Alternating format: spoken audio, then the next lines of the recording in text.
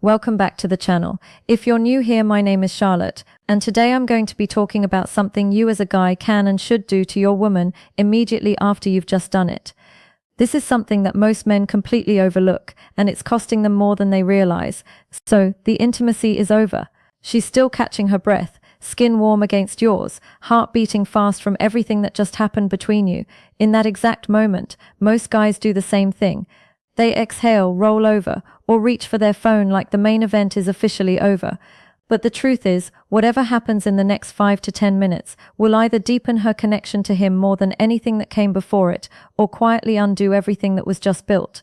Because in that moment, her body is still wide open, her nervous system is flooded with the chemicals that makes her feel bonded and vulnerable at the same time. One small choice from you here can turn good sex into something that pulls her back to you again and again. So today we're talking about what actually happens in a man's mind and body after the release and what she's quietly needing, even if she doesn't say it. Now, a quick announcement before we get into it.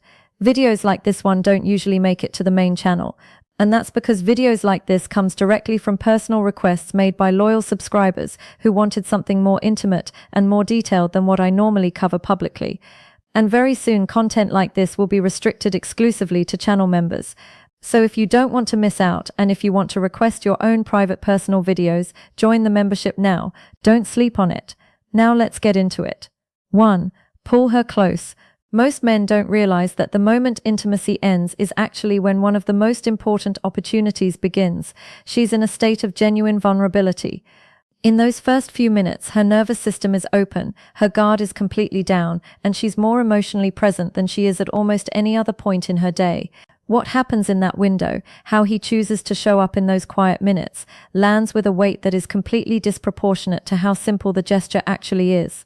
Pulling her close is the first and most important move, not rolling away, not reaching for the phone, not physically present, but mentally already somewhere else. Just pulling her in, letting her settle into him, creating the kind of physical closeness that tells her nervous system without a single word that he's still there. That the intimacy didn't end the moment the physical part did. What this does psychologically is profound. A woman's biggest vulnerability in this moment is the fear that she just gave something real to someone who has already mentally moved on. That quiet fear of being left alone in a moment she's still fully inside is what pulling her close immediately dissolves. Her breathing slows, her body relaxes into his. The emotional charge of the moment settles into something warm and safe rather than something exposed and uncertain. Gentle touch in this position amplifies everything. A hand moving slowly along her arm, fingers tracing lightly up her spine, a kiss placed quietly on her shoulder with nothing asked of it. These aren't romantic gestures performed for effect. They're a man communicating through his body that she matters, not just what just happened, but her. That distinction is everything. 2. Sensual touches. There's a specific kind of touch that exists entirely outside of desire and performance.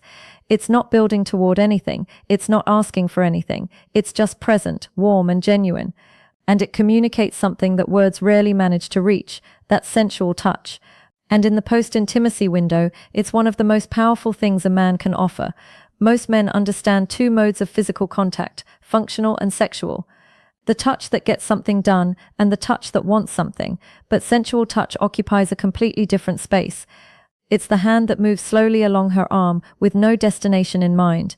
The fingers that trace her shoulder blade gently unhurried simply because she's there and he's present. The kind of contact that says, I'm here with you right now and I'm not going anywhere. What this does to her nervous system is significant. Physical touch of this quality release is oxytocin, the same bonding hormone that activates during intimacy itself, which means that sensual laughter essentially extends the emotional bonding experience beyond the physical moment. The connection doesn't close when the intimacy ends, it continues quietly through the quality of how he stays with her. It also communicates something about his character that the intimacy alone never quite reaches. A man who desires a woman physically is common. A man who is genuinely tender with her body when nothing is being asked of it is rare. And she feels that rarity immediately, the sense that he's not just there for what she gives him, but for who she actually is. That distinction, communicated entirely through touch, is what separates a man she enjoyed from a man she keeps thinking about. Now let's talk about what to say and what not to say in this moment. The post-intimacy window doesn't require a speech. It doesn't need a deep conversation or a declaration of anything. What it needs is something much simpler. The right quality of words delivered in the right tone at the right moment. Most men either say too much or say nothing at all. The ones who say too much fill the quiet with nervous energy. Jokes that deflect. Questions that shift the mood. Commentary that pulls both people out of the moment and into their heads. The ones who say nothing create a silence that can feel cold and uncertain, depending on how it lands, leaving her alone in an emotional space she was hoping he was still in with her. What works is something in between. Warm, simple, genuine. A few words that communicate presence without demanding anything in return. Something as quiet as "You okay?" asked with genuine softness, her name spoken without anything attached to it. A simple, honest expression that he's glad she's there, that the moment was real for him, that he's not in a hurry to be anywhere else. The specificity matters more than most men realize. A generic compliment in this moment lands flat, because it could have been said to anyone, but something specific to her, something that references a real moment, a real quality, something he actually noticed, tells her that he was genuinely present, that he was paying attention to her specifically, and not just to the experience in general. Tone carries more weight than content in this window. She's not really listening to the words. She's feeling whether they're real, whether there's warmth behind them, or performance, whether the man saying them is actually still in the room with her. Speak less, mean it more. 3. Presence over phone. Nothing undoes the intimacy of the last hour faster than the glow of a phone screen in the first 5 minutes after. It sounds small. It probably feels automatic. A habit so deeply wired that he doesn't even register doing it, but she registers it immediately. The moment his attention shifts from her to a screen, something in the emotional temperature of the room changes. Not dramatically, not with a scene, just quietly. The warmth that was just built starts cooling before it had a chance to settle. Here's what that moment communicates, whether he intends it to or not. That whatever is on that phone is more worth his attention than she is right now. That the window he just shared with her has closed on his end, even though she's still fully inside it. And that the connection she just felt real, genuine, something she was still sitting in, was apparently more significant to her than it was to him. That's a lot of information delivered by a single reflexive reach toward a nightstand.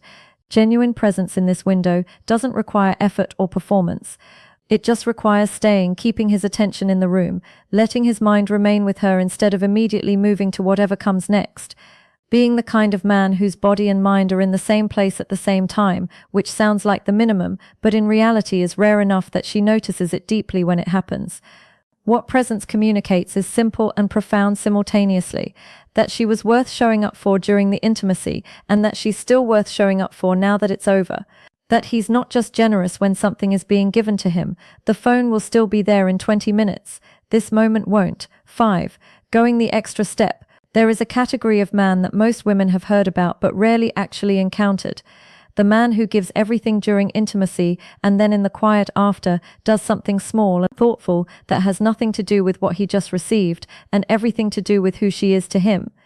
That gesture, simple, unhurried, completely unasked for, puts him in a league that most men never reach, not because it's complicated, but because most men simply don't think to do it.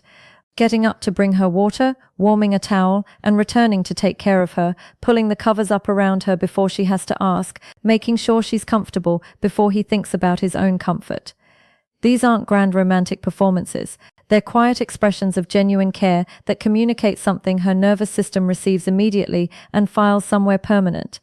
What these gestures actually say is this, that he sees her as someone worth taking care of. Not just during intimacy when something is being shared between them, but after it when nothing is being asked and nothing is being given except attention and consideration. That distinction between a man who shows up when there's something in it for him and a man who shows up simply because she matters is one women feel in their bones. The warm towel specifically carries a psychological weight that seems disproportionate to the gesture itself. It's tender in a way that's almost disarming. A man who just gave everything physically now being gentle enough to take care of the most vulnerable part of her experience. That combination of strength and softness is genuinely rare, and rare things get remembered, rare things get craved. Everything that follows, the closeness, the touch, the presence, the quiet words, the small gestures that ask for nothing in return, That's where the real connection either gets built or gets left behind, and the men who understand this don't just create better experiences. They become the kind of men women genuinely can't stop thinking about. Not because of what happened, but because of how they showed up afterward. Pulling her close cost nothing. Staying present costs nothing. A warm towel, a few genuine words, consistent care that comes from a real place. None of it is complicated. It just requires a man who is present enough to give something when nothing is being asked of him. That man is rare, and rare is unforgettable. Drop a comment below and tell me which one of these you're going to start doing differently. I read every single one and I do reach out. If this gave you something real, hit that like button, share it with a man who needs to hear it. And if you're not subscribed yet, do it now. And remember, content like this is moving exclusively to the membership very soon. Join now so you don't miss out.